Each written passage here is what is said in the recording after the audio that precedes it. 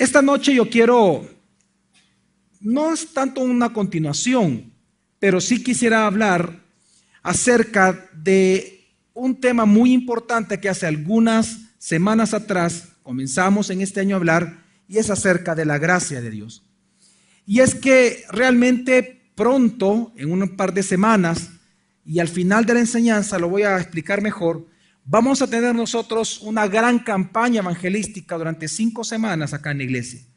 Por lo tanto, nosotros en esta campaña vamos a exaltar la gloria de la gracia de Dios todo el tiempo. Por lo tanto, en la predicación de esta noche, como un preámbulo a esta campaña, se titula El pecado del hombre y la victoria de la gracia soberana de Dios. La semana pasada nosotros hablamos acerca de que no deberíamos de avergonzarnos del evangelio, porque aunque siempre para los que se pierden este evangelio va a ser locura, pero para los que se salvan, es decir, para aquellos que Dios ha escogido y predestinado para esta salvación, siempre va a ser poder de Dios para ello, es decir, para salvarse. Por lo tanto, el apóstol Pablo en la primera carta a los Corintios nos enseña a cada uno de nosotros que si hay una manera en la cual nosotros podemos no avergonzarnos del evangelio, es reconociendo 3 cosas acerca de esto. En primer lugar, que siempre nuestro mensaje de la gracia de Dios, el mensaje del evangelio de la gracia de Dios, siempre va a ser locura, una tontería para los que se pierden. Que en segundo lugar, nosotros los que damos el mensaje, nosotros a los que Dios nos ha dejado en la tierra, nos ha enviado a esta tierra a predicar el evangelio, que son todos sus hijos, también vamos a ser tomados como tontos cada vez que nosotros abramos nuestra boca para predicar el evangelio.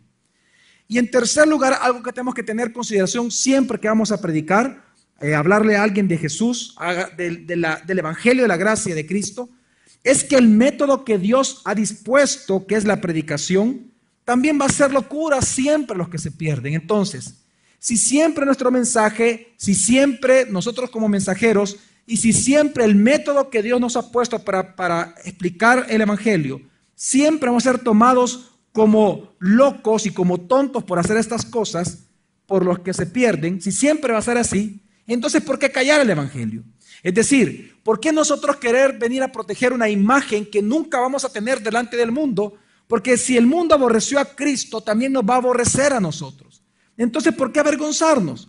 No, más bien nosotros entonces tendríamos que sentirnos como dignos de ser tomados como tontos por causa del nombre de Jesús. Por eso es que la semana pasada hablamos, cada uno de nosotros, acerca de precisamente de no avergonzarnos de este evangelio, porque es poder de Dios para salvación. Y el apóstol Pablo era de tal manera una persona que había aprendido a no avergonzarse del evangelio, que él en Hechos capítulo 20, versículo 22 al 24, él nos expresa lo siguiente.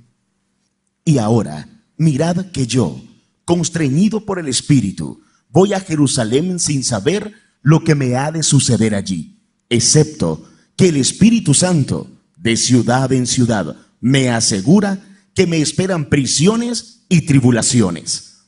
Pero por ningún motivo considero la vida valiosa para mí mismo, con tal de acabar mi carrera y el ministerio que recibí del Señor Jesús, para proclamar solemnemente el evangelio de la gracia de Dios. Es que dice el apóstol Pablo, excepto que el Espíritu Santo de ciudad en ciudad me asegura que me esperan prisiones y tribulaciones.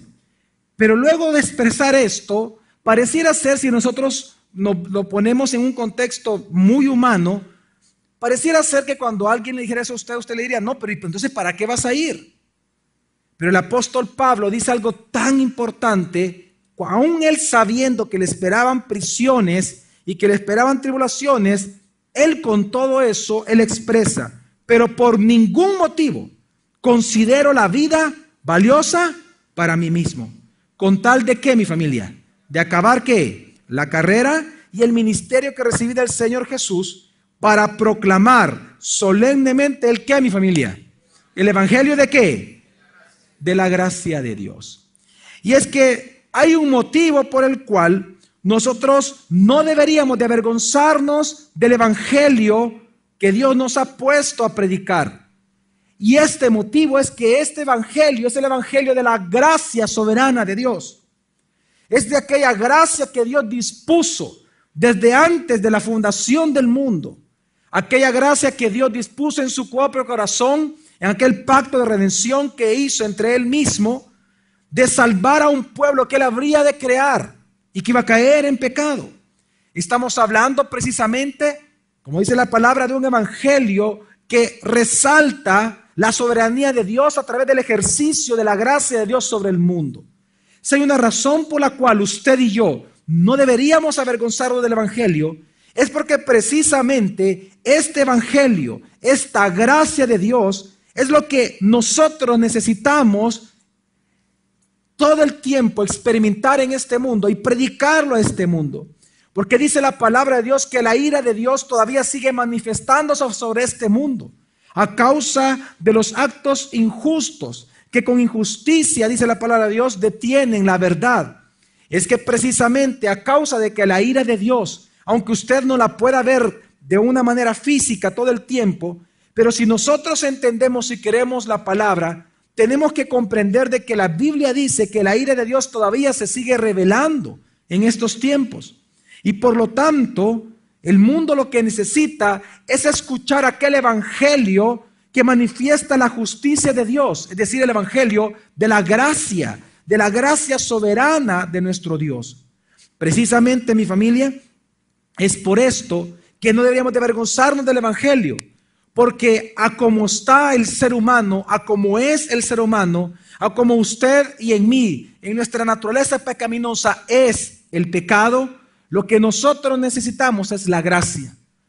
Es que una de las cosas que vamos a aprender y que tenemos que recordar en esta noche es que el problema principal de todo ser humano en todo el mundo no es sus problemas económicos, no es sus problemas relacionales, sus problemas en la vida no es el hecho de la ira, de la impaciencia o de otras cosas que la misma psicología o el mismo humanismo nos quieren a nosotros enseñar o hacer creer.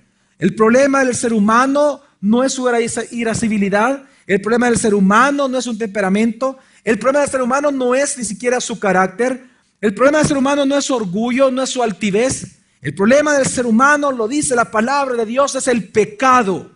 Y por lo tanto, lo único que nos puede ayudar a nosotros, no solamente con esa esclavitud con la cual nosotros nacemos bajo pecado, sino que también una vez nosotros recibiendo la gracia de Dios para poder vivir cada día y experimentar la santificación que el creyente ha sido destinado a experimentar, cada día nosotros necesitamos del evangelio de la gracia. No hay otra manera en la cual nosotros podamos gozar todas las riquezas de Dios, sino es a través de las riquezas de su gracia, tal y como lo dice Efesios capítulo 1. Si hoy algo la gente no valora, es la gracia de Dios.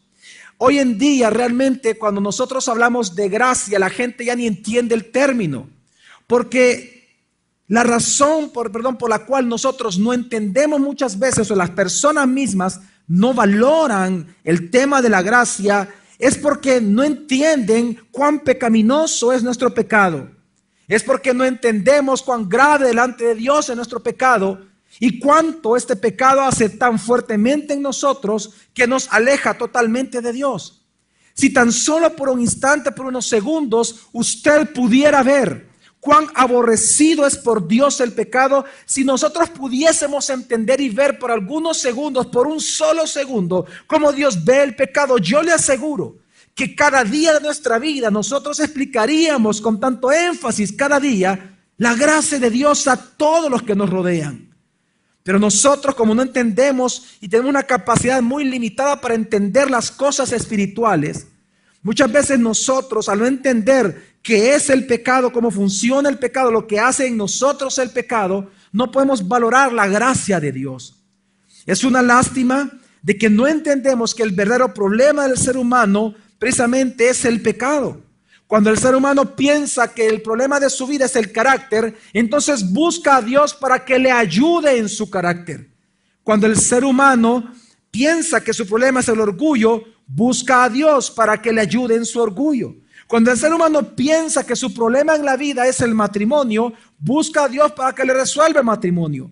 Pero cuando el ser humano bíblicamente y por acción del Espíritu Santo reconoce que su problema es el pecado, busca a Dios de su gracia y entiende que lo único que nos sirve a nosotros para poder caminar en este mundo es la misma gracia de Dios. Es que el verdadero problema del ser humano, su verdadero problema y el verdadero problema de mi vida, cada día de nuestra vida, es el pecado.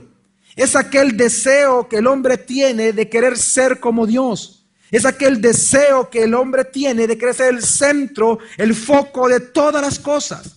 Es aquel deseo inherente en nosotros de querer establecer nuestra justicia propia en cualquier lugar que nos encontremos. Queremos establecer nosotros el parámetro de lo que es bueno y malo en nuestro matrimonio, en nuestras relaciones, en nuestro ministerio, en nuestra vida, que no nos damos cuenta que ese es el pecado en nosotros.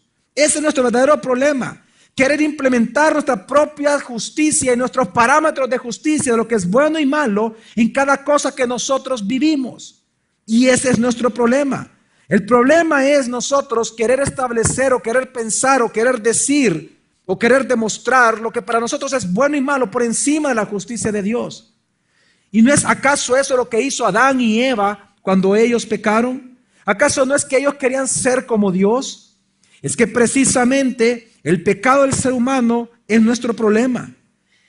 Todo problema que usted tenga en su matrimonio, todo problema que usted tenga en sus trabajos, todo problema que usted tenga en cualquier parte, entiéndalo, su problema no son las personas. Su problema es el pecado que hay en usted. ¿Acaso Jesús mismo no dijo que lo que sale del corazón es lo que contamina nuestra propia vida? No es lo que el otro haga, es lo que sale de nuestro propio corazón. El problema del ser humano es el pecado.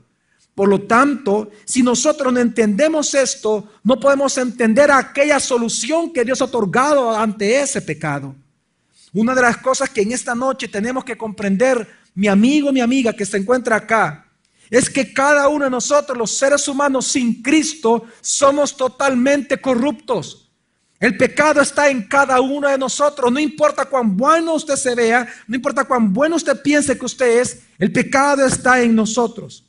Por eso es que Tito capítulo 3, versículo del 3 al 7, del 3, solo el versículo 3, dice así, por el momento dice así. Porque nosotros también éramos en otro tiempo necios, desobedientes, extraviados, esclavizados por pasiones y placeres diversos, viviendo en malicia y envidia, aborrecibles y aborreciéndonos unos a otros. ¿Qué está diciendo la carta de Tito? Lo que está diciendo es que los hombres sin Cristo somos necios. Los hombres sin Cristo somos necios, somos torpes, somos incapaces de hacer lo bueno, somos imprudentes, tercos. Por eso es que luego él dice, desobedientes, es decir, extraviados, esclavizados por pasiones y placeres diversos, es decir, que sin Cristo cada uno de nosotros somos esclavos del pecado, esclavos de pasiones desordenadas, de pasiones y deseos que están alejados de Dios. Por eso sigue diciendo, viviendo en malicia y envidia, es decir, viendo todo el tiempo lo malo, pensando lo malo, actuando lo malo, inconforme con lo que tenemos, como lo que somos y con lo que podemos hacer. Precisamente la persona sin Cristo vive esclavizado a estas pasiones. Es una persona que todo el tiempo anda celando y envidiando, que no está conforme con las cosas que posee. Así somos los seres humanos. Somos tan perversos que la Biblia nos dice que es por estas mismas pasiones que nosotros tenemos en nuestro cuerpo, es por el mismo pecado que hay en nosotros, es que vienen los pleitos y las guerras en nosotros. Porque en el estado natural nosotros los hombres somos perversos. Somos aborrecibles y lo peor de todo que dice la carta de Tito, que no solamente somos aborrecibles, sino que aborrecemos todo el tiempo a los demás. Es decir, que el problema de su matrimonio no es su pareja, el problema en su familia no es su hijo, no es su padre, no es su hermano. El problema en el trabajo no es el jefe, no es su compañero, no es su subalterno. El problema en la iglesia no son los líderes, no es su pastor, no son los demás pastores. El problema de su vida es el pecado que hay en usted. El problema de mi vida es el pecado que hay en mí. Ese es nuestro verdadero problema. Si nosotros somos aborrecidos y aborrecemos a los demás, si todo el tiempo estamos en ese círculo vicioso, es por el pecado que hay en nosotros. La razón precisamente de nuestros problemas día con día es el pecado. Y la razón de la rebeldía que nosotros experimentamos o que usted experimenta, de esa altivez, orgullo, soberbia que nosotros experimentamos, sea que los demás noten nuestra soberbia, o sea que los demás no entiendan o no vean nuestro orgullo, pero el problema que nosotros tenemos es el pecado. Pero es una lástima que nosotros no lo vemos así. Pero el problema que usted tiene en su vida, si usted ha venido esta noche a este lugar y usted tiene resentimientos con una persona, quiero que entienda que usted tiene resentimientos no por lo que ha hecho la otra persona, usted tiene resentimientos por el pecado que hay en usted. Porque usted es aborrecible y a la vez usted aborrece, porque hay pasiones vergonzosas en usted. Y nosotros no nos queremos dar cuenta de eso, que cada uno de nosotros, dice la palabra, en nosotros habita el pecado. Por lo tanto, el problema de nosotros es el pecado. Y ahora, ¿y por qué el pecado? Porque una de las cosas que hemos de entender, mi familia, es que el pecado es absolutamente universal. ¿Qué significa esto? Que es universal a toda la raza humana. El pecado no distingue por culturas. El pecado no distingue por clase social. El pecado no distingue por edad. El pecado mora en todos los seres humanos. Y ese pecado que viene desde Adán, que es transmitido o heredado a todos los seres humanos, es lo que nos afecta ahora a nosotros. Por eso es que en Isaías capítulo 53, versículo 6, dice la palabra de Dios así: todos nosotros nos descarriamos como ovejas, cada cual se apartó por su camino. Todos nosotros, es decir, todos son todos, no importa su cultura, no importa su forma del cuerpo, no importa qué lenguaje usted hable, todos los seres humanos nos descarriamos como ¿qué? Como ovejas, y cada cual se apartó por su camino. Por eso es que en Romanos 3, versículo del 10 al 12, hablando del ser humano y de toda la humanidad entera, dice así también la palabra de Dios. Como está escrito, no hay justo, ni aún uno.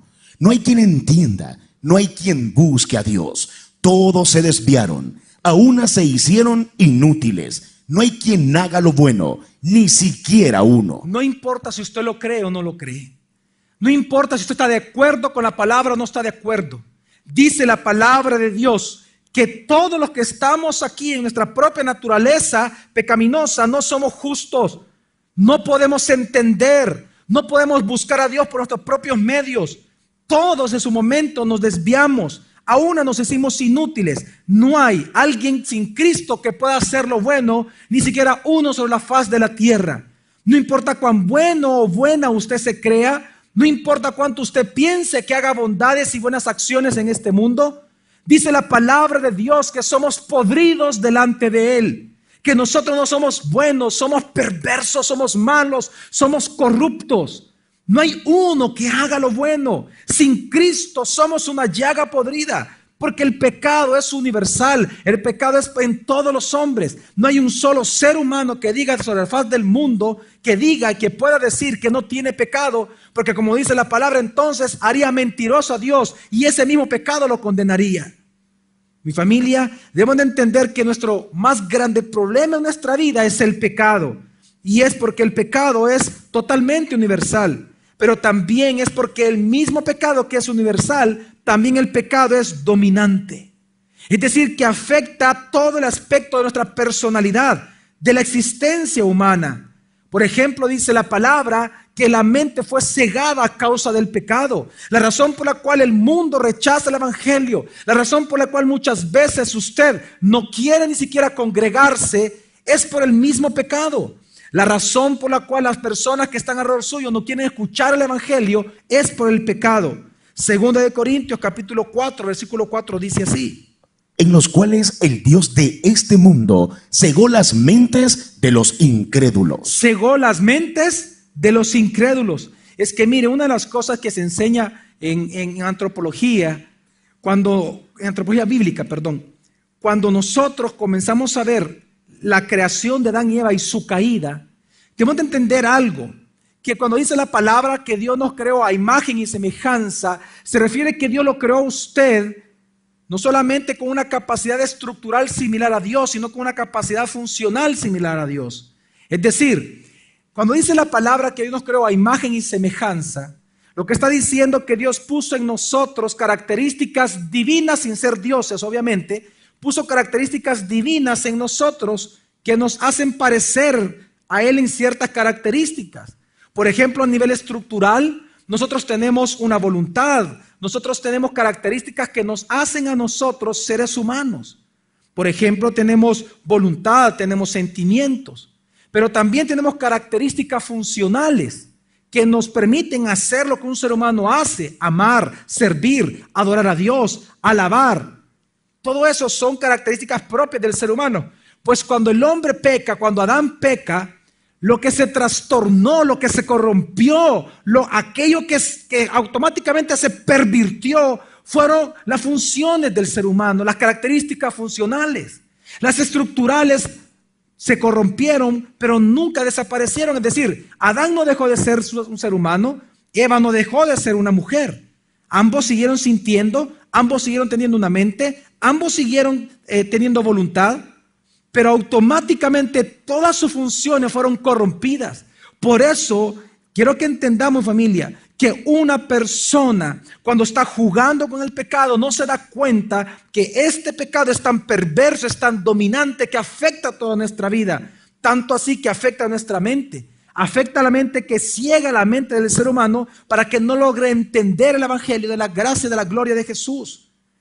Es tan dominante que no solamente afecta a la mente, sino que afecta a la voluntad. También la voluntad fue corrompida y la voluntad del hombre ya no está cerca de la voluntad de Dios. Ya ni siquiera puede conocer la voluntad de Dios. El pecado es tan dominante que la voluntad del ser humano, de un hombre sin Cristo, la voluntad del ser humano es corrompida. Es lo que dice Génesis capítulo 6, versículo 5, versículos que ya conocemos, dice así la palabra. Vio entonces el Señor que la maldad del hombre se había multiplicado en la tierra, y que toda forma de pensamiento de su corazón era solamente el mal, continuamente. Que el pensamiento de su corazón, es decir, las intenciones de su corazón, todo el tiempo es el qué, mi familia. ¿Hacia qué está orientado? Hacia el mal. Quiero que entienda, por muy buena cara que usted tenga en esta noche, por muy buena intención que usted haga día con día, si usted rechaza el evangelio de la gracia, si usted no entiende el evangelio, si usted rechaza el evangelio, dice la palabra de Dios que su voluntad es corrupta, que sus intenciones siempre son malas. Y también dice la palabra, y nos enseña la misma palabra, que aún nuestras emociones fueron atrofiadas. Por eso que hoy en día vemos que a través de la ira, por ejemplo, muchos traicionan sus principios. A través de la ira, muchas personas traicionan sus matrimonios.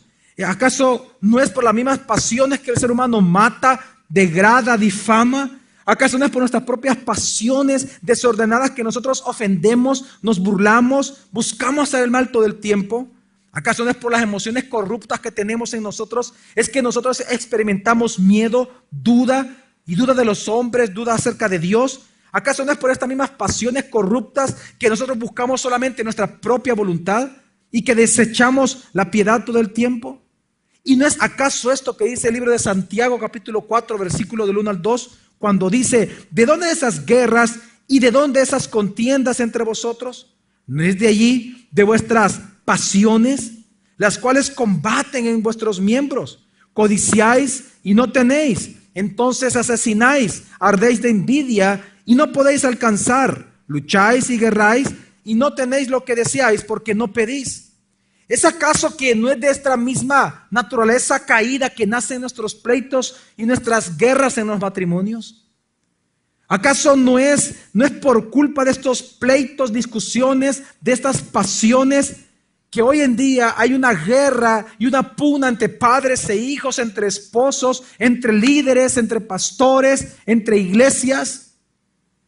Es que hemos de recordar, mi familia, que si bien es cierto, Dios nos ha perdonado nuestros pecados en Cristo Jesús, pero nosotros no ha sido quitado de nosotros todavía la ley del pecado, y las mismas pasiones se encuentran en nosotros hoy, pero ya no somos esclavos, pero podemos ceder a ellas. Por eso es que esta carta está dirigida a cristianos y le está diciendo a cristianos esto. Dios le dice a su pueblo: ¿de dónde estas guerras y sus pleitos? ¿Que acaso no entienden que el pecado que hay en ustedes, no se dan cuenta que está provocando pasiones tan desordenadas que los llevan a los pleitos? ¿Que acaso no se dan cuenta que en lugar de estarse señalando y en lugar de estar pensando que la lucha suya es contra carne y sangre, no se dan cuenta que es lo que procede de su corazón lo que los está dañando a ustedes? Si usted, por ejemplo, está aquí esta noche y usted está luchando con problemas en su matrimonio, usted está luchando con problemas en su vida, en su trabajo, el problema no es de las personas que están a la par suyas. Su lucha no es contra carne y sangre. Quiero que entienda que su lucha es contra el pecado que hay en usted. Ese pecado perverso que ha pervertido en su naturaleza caída sus emociones. Y que estas mismas pasiones lo hace a usted codiciar. Y codicia y no tiene, y más arde en envidia porque no tiene lo que está codiciando que hay en otras personas. Así que el pecado no solamente es universal, sino que el pecado también es dominante, afecta a toda la persona. También el pecado es tan terriblemente corrupto que es irracional completamente. Es por el pecado mismo que muchas familias y preciosas familias que yo he conocido se han dividido. ¿Acaso no es por el mismo pecado que muchas personas venden su primogenitura, venden los principios bíblicos que han predicado y enseñado desde un púlpito por 30 monedas de plata? ¿Acaso no es por el pecado que nosotros vendemos nuestra primogenitura por un plato de lentejas? ¿Acaso que no es por el pecado que hay en nosotros, que nosotros mismos degradamos las familias, degradamos nuestro cuerpo a través de fornicaciones y adulterios? Y aunque nosotros pensamos que podemos tener un permiso de Dios por cuanto hemos sido librados de la esclavitud del pecado, porque estamos en la gracia, ¿acaso no estamos jugando con ese pecado que hay en nosotros? ¿Cuántas personas sin Cristo están luchando cada día en contra también de este mismo pecado? ¿Acaso no es por el gozo temporal de la droga que muchos hoy están en la calle o están presos o están en hospitales? El pecado es terrible, es tan terrible que es irracional. Nos hace tan brutos a cada uno de nosotros que no valoramos el costo por pecar. Es como cuando un pastor peca y se entrega a la fornicación, adulterio. No se da cuenta que ese pecado ya es tan irracional en él, que él prefiere más 30 minutos de placer que la pérdida de todo un ministerio. ¿Acaso el pecado no es tan irracional en el ser humano, que nos hace tan irracionales, que cómo es posible que por 30 minutos de placer usted está a punto de perder a su preciosa familia? El pecado nos vuelve irracionales. El pecado es irracional. El pecado nos vuelve irracionales porque no contemplamos el costo de eso. Preferimos el gozo temporal del pecado que el gozo que nos trae la promesa futura por gracia que Dios nos da. Si soportamos eso, huimos de la tentación. Pero el pecado nos hace tan irracionales que por eso es que en Lucas capítulo 15, cuando Jesús habla de la parábola del hijo pródigo, cuando el hijo se da cuenta que él ha ofendido a su padre y ha ofendido a Dios porque ha ofendido a su padre, dice la palabra de Dios algo muy interesante para que vea lo que hace el pecado cuando jugamos con él. Dice Lucas 15, 16 al 17 lo siguiente: y ansiaba saciarse con las algarrobas que comían los cerdos, pero nadie le daba. Entonces, ¿qué pasó cuando él estaba en lo peor ya? Volviendo en sí, dijo: ¿cuántos jornaleros de mi padre tienen abundancia de panes y yo aquí perezco de hambre? ¿Qué pasó en él? ¿Qué dice la palabra? ¿Volviendo en qué? Quiero que entienda que el pecado es tan irracional que nos trata, no es que nos trata, nos engaña de tal manera que nos hace pensar que lo que estamos haciendo se puede, es correcto, no hay ningún problema, estamos en la gracia. Si yo predico la palabra, si yo tengo un hijo, yo tengo un buen puesto, yo tengo un trabajo, Dios me bendice. ¿Cuál es el problema de pecar? ¿Cuál es el problema con el pecado?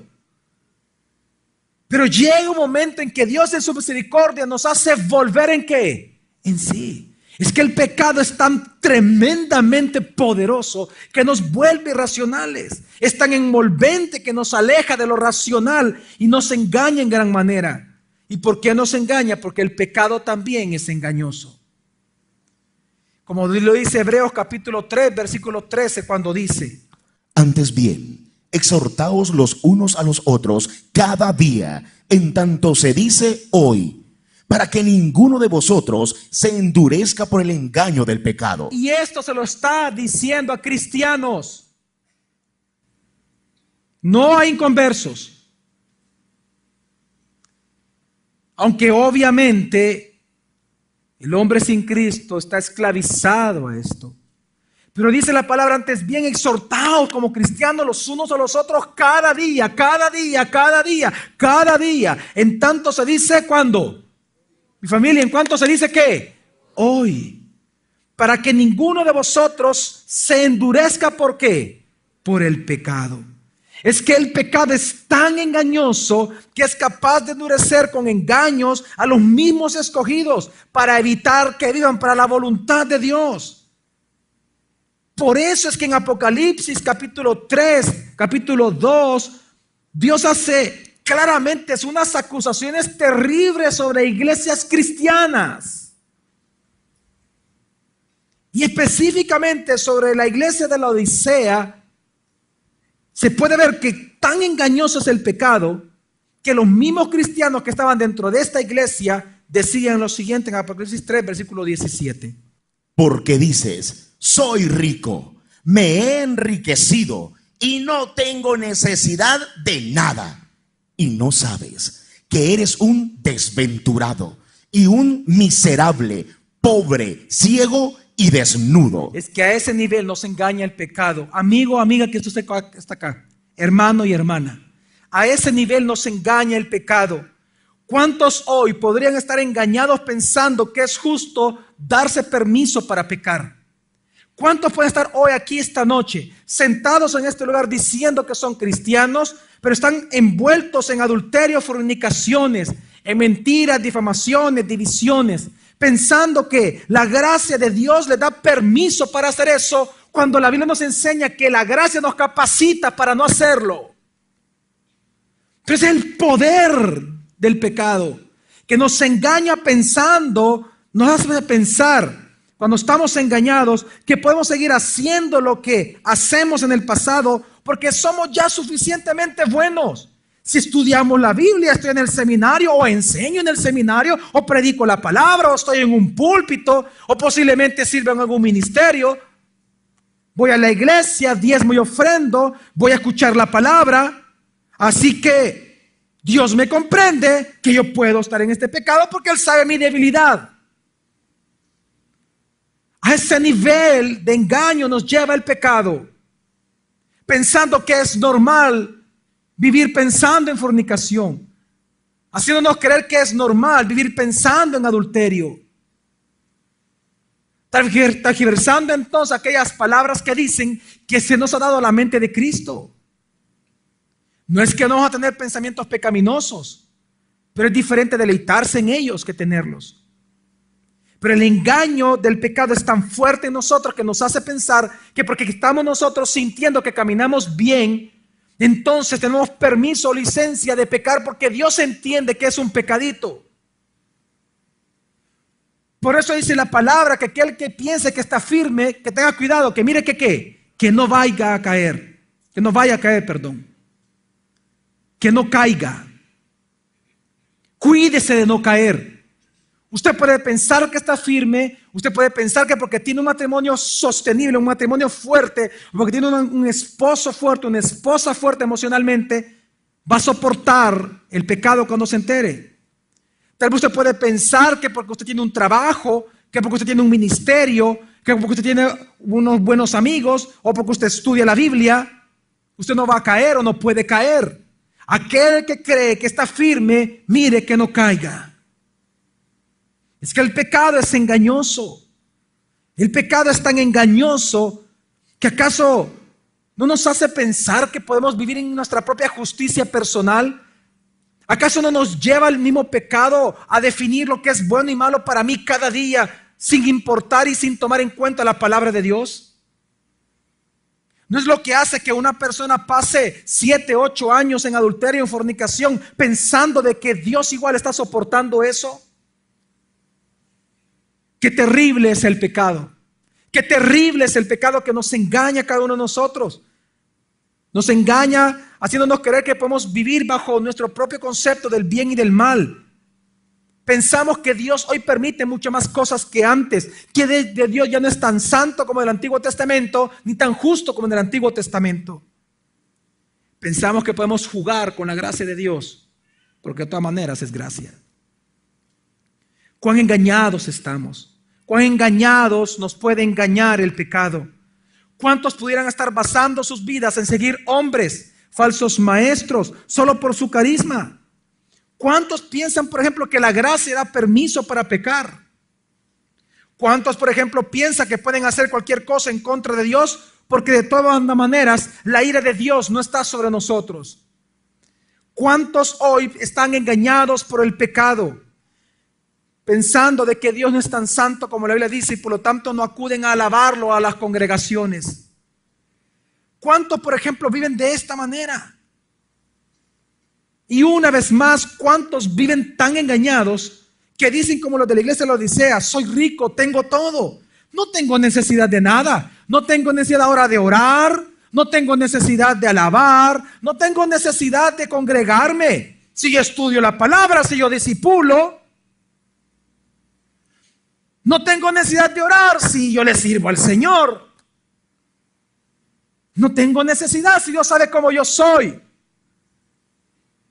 Y no se dan cuenta que una vez más Jesús mismo les está diciendo una vez más: y no sabes que eres un desventurado, miserable, pobre, ciego y desnudo.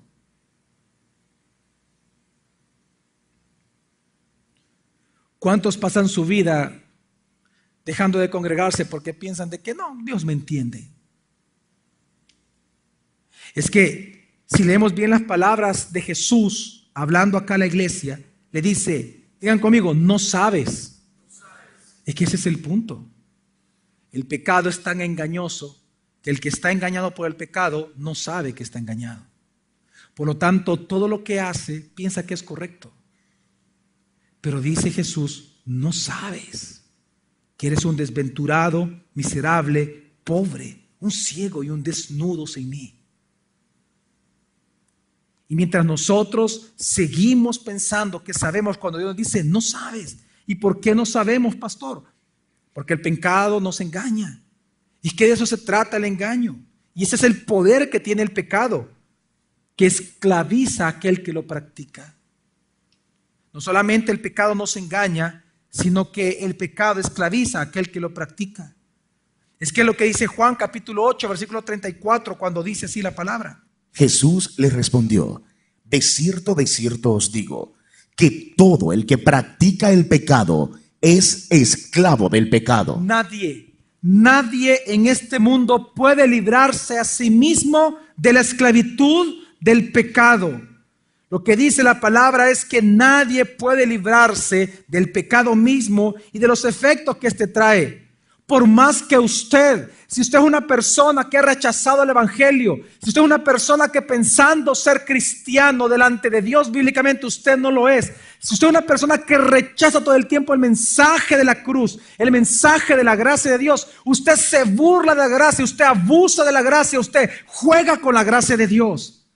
Quiero decirle que dice la palabra que aunque usted busque justificar su vida con cualquier obra buena que usted busque, jamás de los jamases, usted jamás va a limpiar su pecado.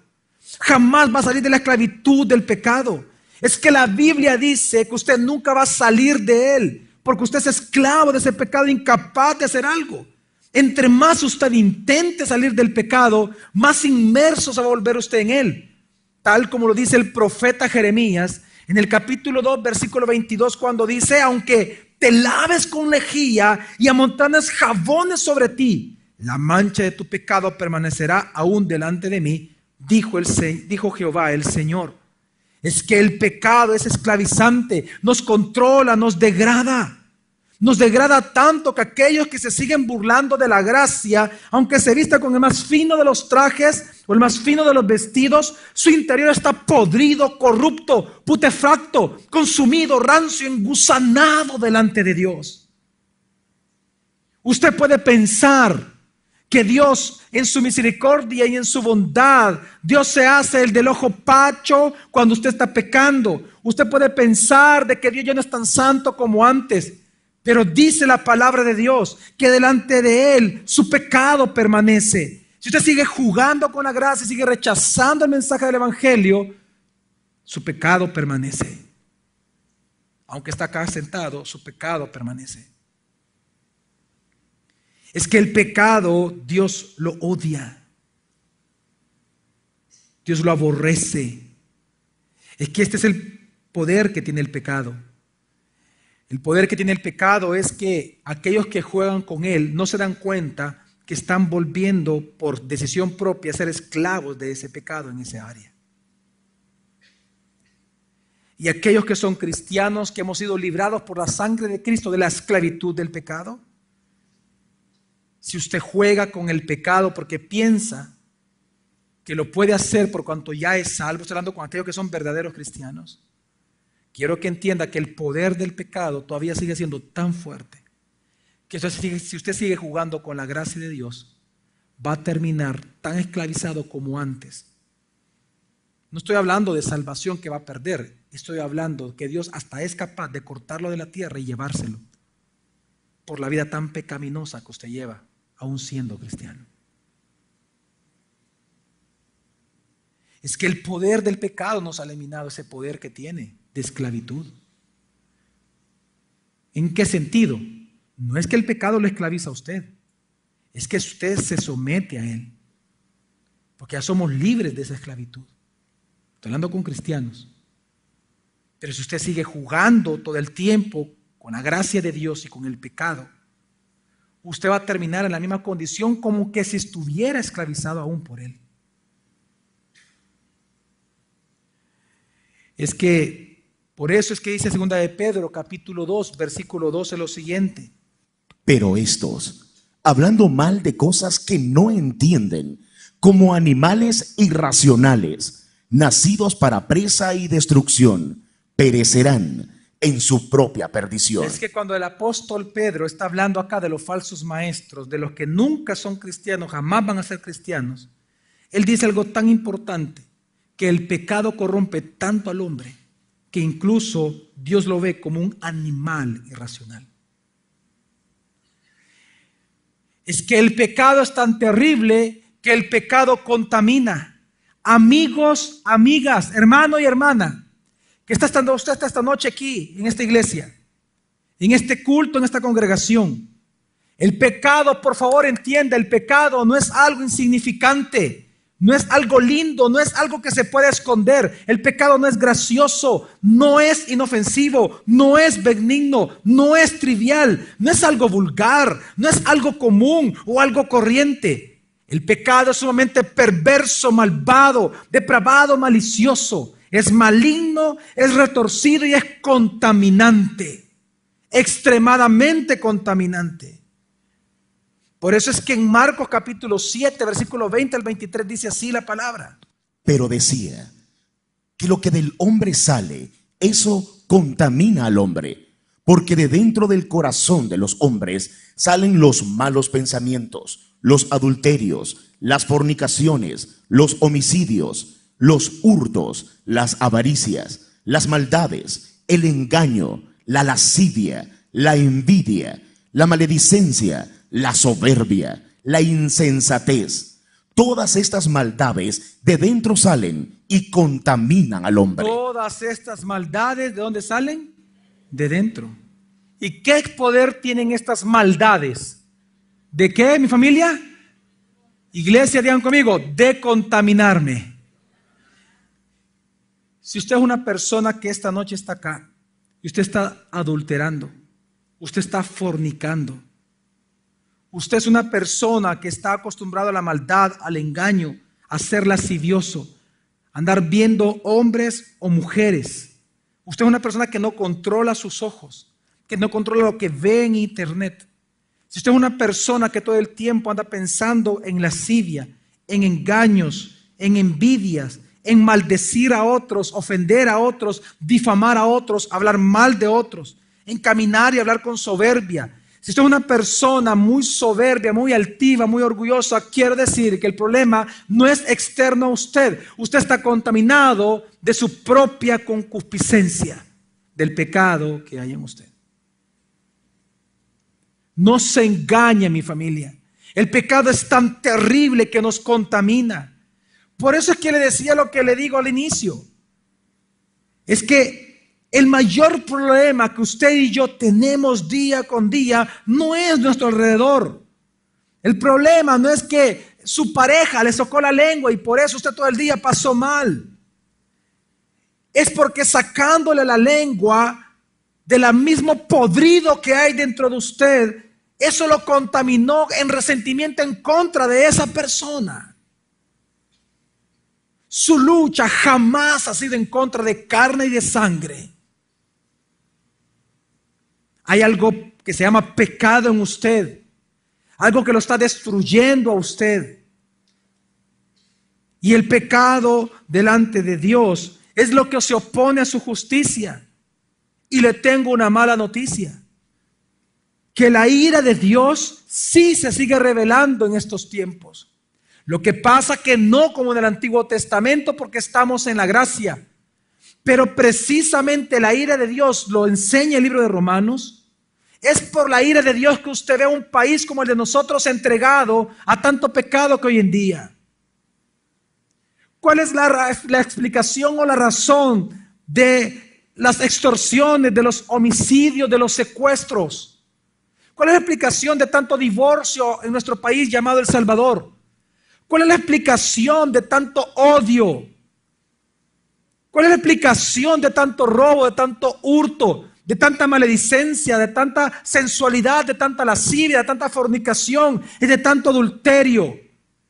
La razón es la ira de Dios, porque la ira de Dios se sigue revelando de tal manera que Él entrega a los hombres como parte de su disciplina, los entrega a su propio pecado, para que los sean consumidos por Él mismo.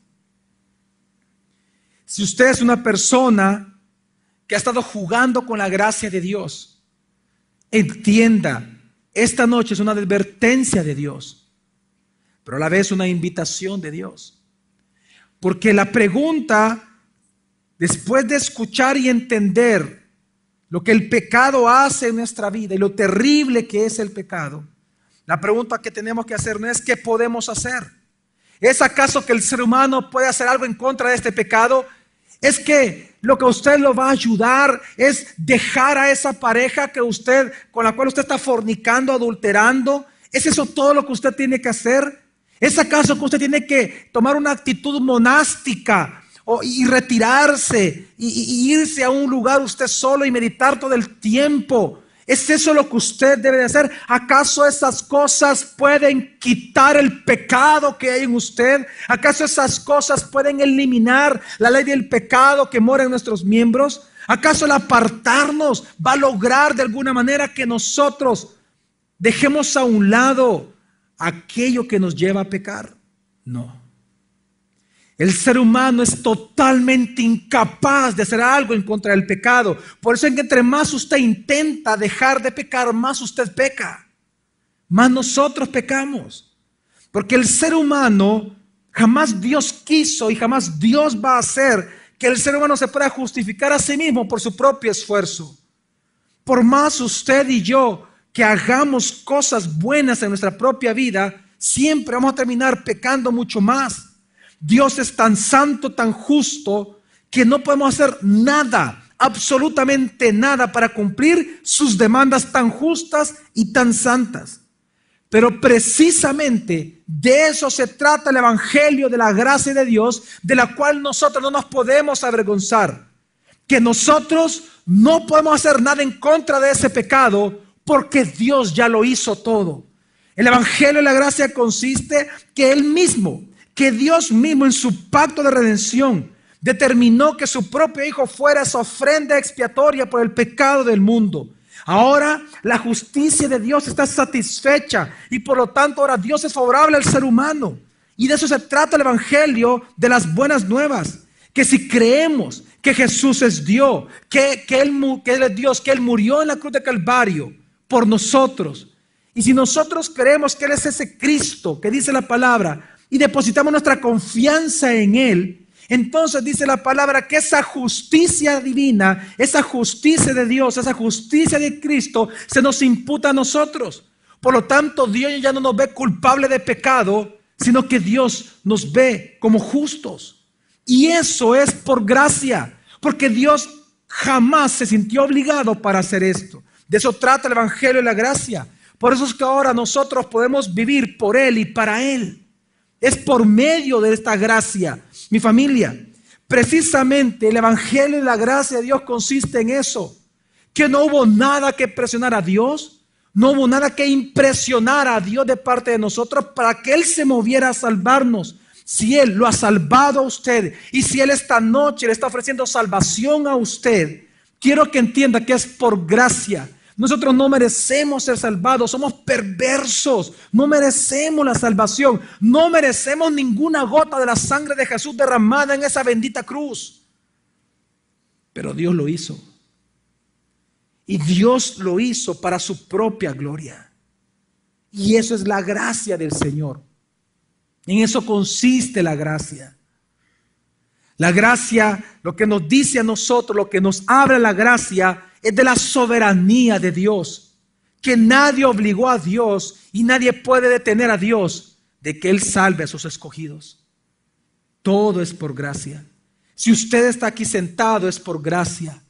Si usted ha salido de algún pecado, es por gracia. No es por su esfuerzo, es por gracia. Es que por eso leímos en Tito capítulo 3, versículo 3 al 7 una vez más, dice así.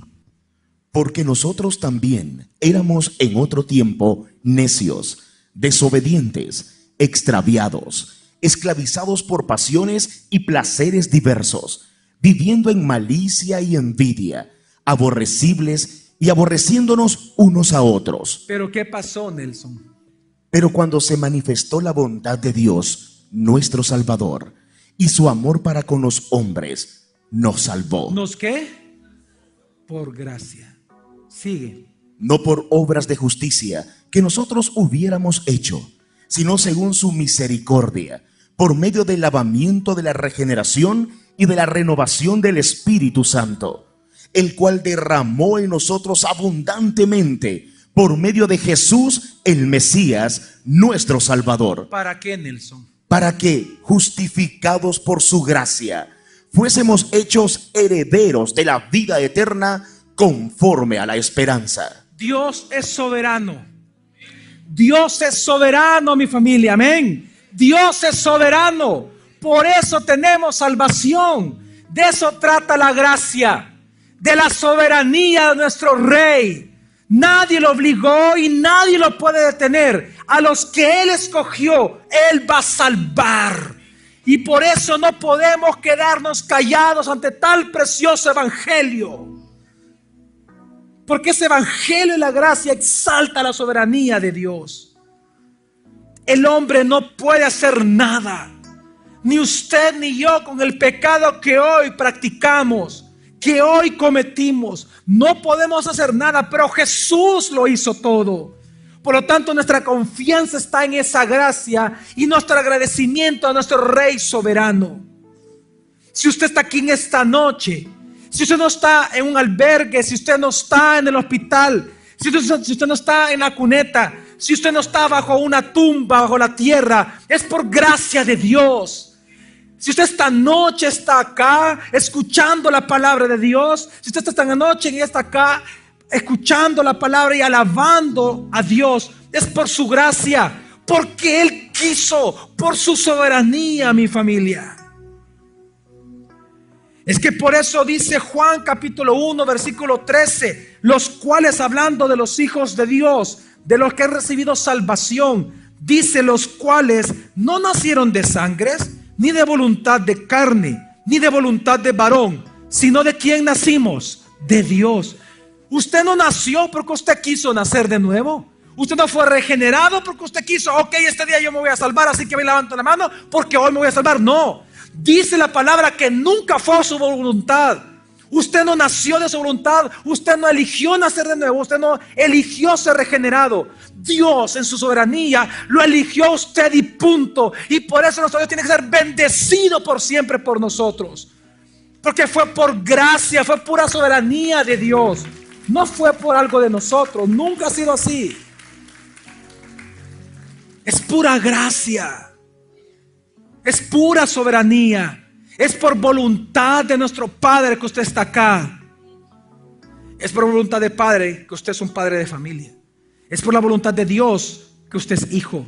Es por la voluntad de Dios que usted existe. Es por la voluntad de Dios que usted tiene lo que tiene, que usted puede hacer lo que usted puede hacer y que usted es lo que es. Entonces, ¿por qué el orgullo? ¿Por qué la altivez? ¿Por qué seguimos nos creyendo nosotros como superiores a los demás cuando todo es por gracia? Y la salvación misma es por gracia. Y la salvación misma lo que manifiesta es la soberanía de Dios. ¿Acaso no dice la palabra en Juan capítulo 3, versículos 7 y 8? No te maravilles de que te haya dicho, cuando Jesús habla con Nicodemo, le dice, os es necesario nacer de nuevo. Es que el Espíritu sopla donde quiere y oye su sonido, pero no sabe de dónde viene ni a dónde va. Así es todo aquel que ha nacido del Espíritu, mi familia. Nosotros no podemos nacer de nuevo por nosotros mismos.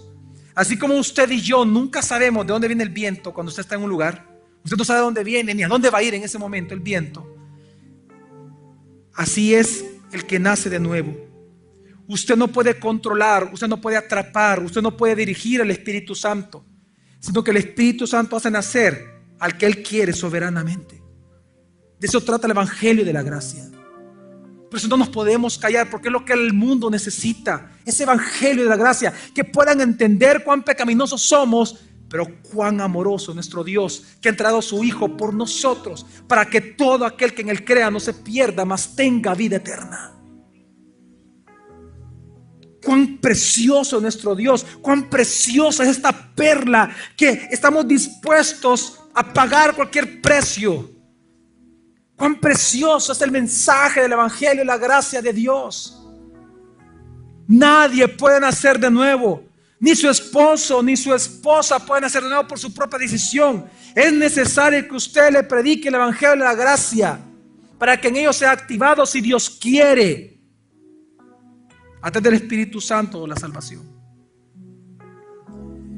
Es que de eso trata el Evangelio y la gracia, de manifestar y exaltar la soberanía de Dios en la salvación de los hombres, que solamente nosotros somos salvos porque Dios los salva soberanamente. ¿O acaso no es lo que dice Juan capítulo 6 versículo 37? Jesús dijo, todo lo que el Padre me da vendrá a mí, y al que a mí viene de ningún modo lo echo fuera. Si usted es cristiano y usted está aquí en esta noche, quiero decirle,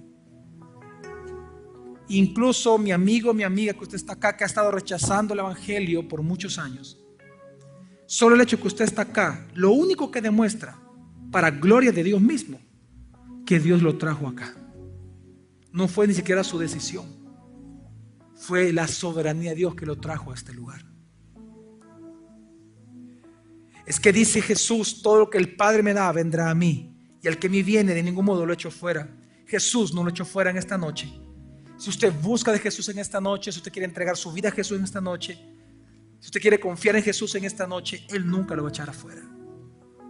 ¿Que acaso no se da cuenta, amigo, amiga, que usted está aquí en esta noche? ¿Que acaso no se da cuenta que lo que usted siempre ha necesitado es Cristo? No es un hombre, no es una mujer, no es dinero, no es un nuevo puesto, no es una nueva meta, no es un nuevo reto en su vida.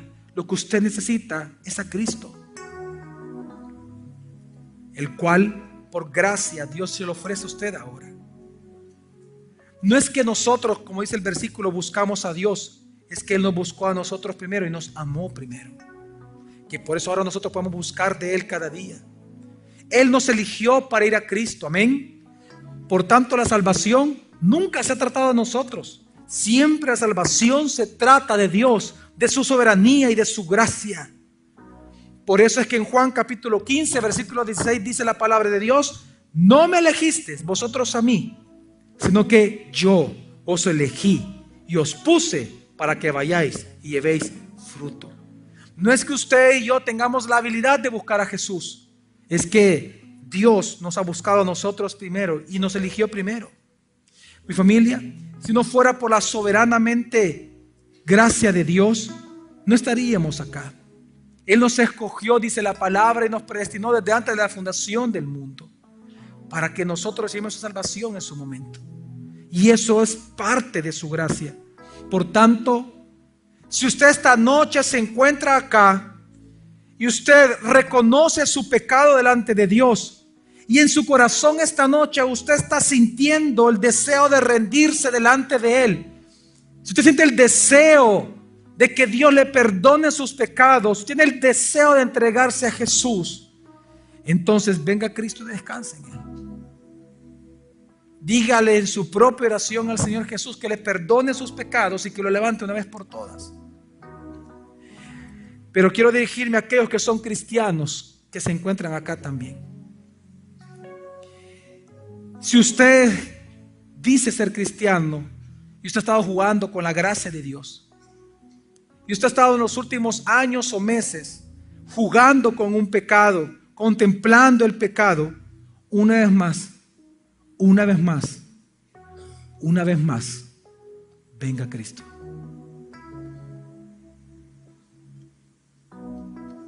Reconozca que lo que usted tiene es por Él. Que la gracia con la cual Dios lo salvó a usted un día en el pasado no es lo que le da permiso a usted para pecar. Es lo que siempre a usted lo ha capacitado para nunca hacerlo, para no hacerlo, perdón. Es la gracia de Dios. ¿Por qué no confiesa a Dios su pecado, hermano y hermana? Usted que se ha estado burlando de Dios. Usted que ha estado engañando a todos. Usted que oculta ese pecado delante de los hombres, pero delante de Dios está al descubierto. ¿Por qué no le pide perdón a Dios por su pecado? ¿Por qué una vez más no viene y deposita su fe en la gracia de Dios para seguir viviendo en piedad delante de Él? Yo ruego al Señor que hoy todos los que estamos aquí podamos decir a viva voz, como le dice las Escrituras en Romanos 5: así la ley entró para que pecado abundara, pero donde el pecado abundó, sobreabundó la gracia, para que así como reinó el pecado para muerte, así también la gracia reine por la justicia para vida eterna, mediante Jesús el Mesías, Señor nuestro.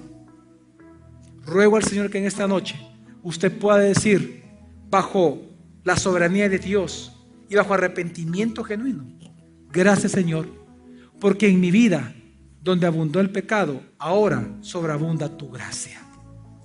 Amén.